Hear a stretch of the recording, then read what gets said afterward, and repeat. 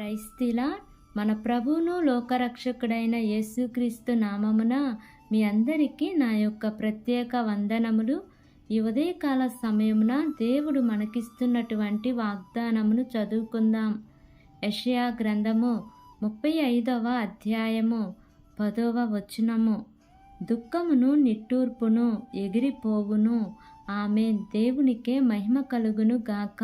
ఈ ఉదయకాల సమయమున దేవాతి దేవుడు ఈ యొక్క వాగ్దానము ద్వారా మనందరితో మాట్లాడుతూ ఉన్నారు.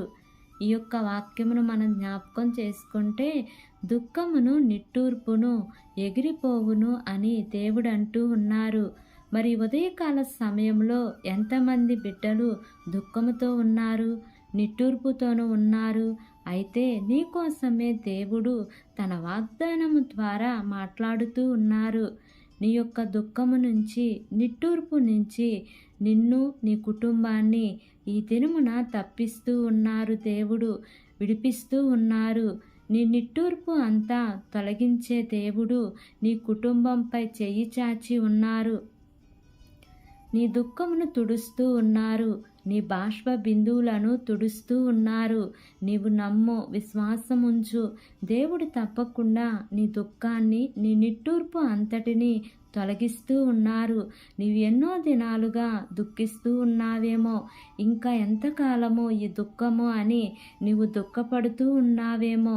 అయితే ఉదయకాల సమయంలో నీ దుఃఖము, నీ నిట్టూర్పు అంతా కూడా ఎగిరిపోతుంది అని దేవుడు చెప్పుచూ ఉన్నారు. మన దేవుడు ఎంత గొప్ప దేవుడండి. మన దేవుడు, నీవు ఇక నుంచి అయినా ఆ దేవునికి ఈ విధంగా ప్రార్థించు.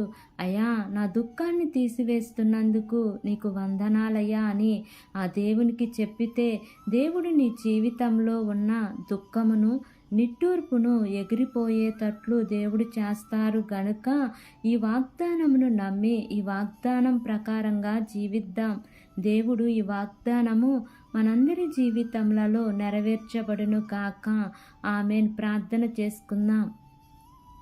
ప్రేమ కలిగిన యేసయ్యా, కృప కలిగిన దేవా, నీకు వందనాలు తండ్రి. నీకు స్తోత్రములు ప్రభువా. ఇంతవరకు నీ కృపలో మమ్మల్ని కాచి కాపాడిన విధానాన్ని బట్టి నీకు వందనాలు ప్రభువా. ఈ ఉదయకాల సమయమున మీరు మాకు ఇస్తున్నటువంటి ఇట్టి వాగ్దానాన్ని బట్టి నీకు వందనాలు ప్రభువా.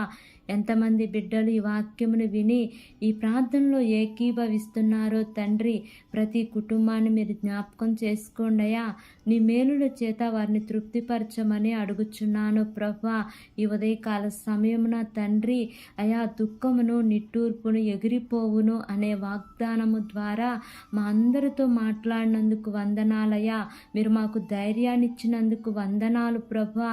అయా తండ్రి, ఎంతమంది బిడ్డలు దుఃఖముతో, నిట్టూర్పుతో, వేదనతో నా ప్రభువా కృంగిపోయిన స్థితిలో ఉన్నారో తండ్రి, అయా అలాంటి వారిని ఒక్కసారి జ్ఞాపకం చేసుకోండి అయ్యా. వారి యొక్క దుఃఖము నుంచి, నిట్టూర్పు నుంచి మీరు విడుదల దయచేయండి తండ్రి. నీకు స్తోత్రములయ్యా. బలహీనులు ఉంటే జ్ఞాపకం చేసుకోండి అయ్యా. చదువుకుంటున్న బిడ్డలను జ్ఞాపకం చేసుకోండి అయ్యా. ఉద్యోగాలు లేని వారిని జ్ఞాపకం చేసుకోండి తండ్రి. అయా, వివాహాల కోసం ఎదురు చూస్తున్న బిడ్డలను జ్ఞాపకం చేసుకోండి అయ్యా.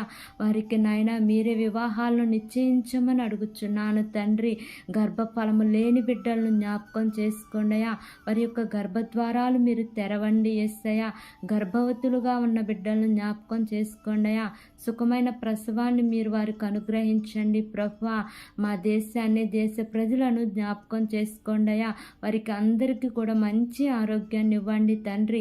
వారు ఏ పని చేసినాను సఫలతను మీరు వారికి అనుగ్రహించండి అయ్యా.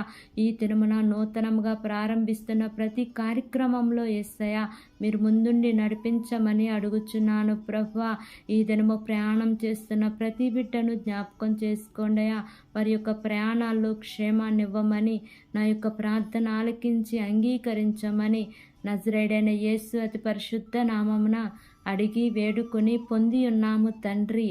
ఆమేన్, amen, amen. Praise the lord. God bless you all.